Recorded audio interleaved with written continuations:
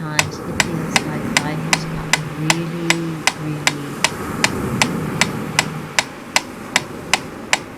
exciting. But almost as though we can't affirm ourselves and we can't be empty because there's just too much going on.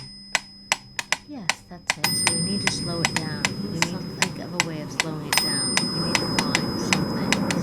Maybe there's a boat.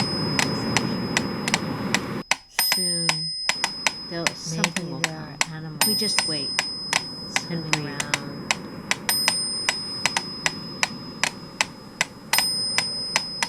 Maybe there were pirates that landed on this beach.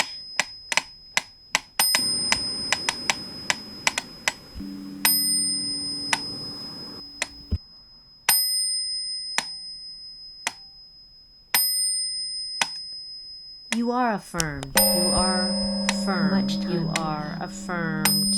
How much time do any of us have as existing in time?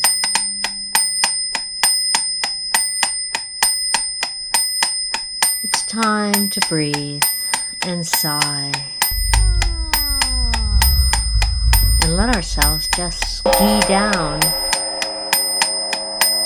the soundscape of life and watch it all go by.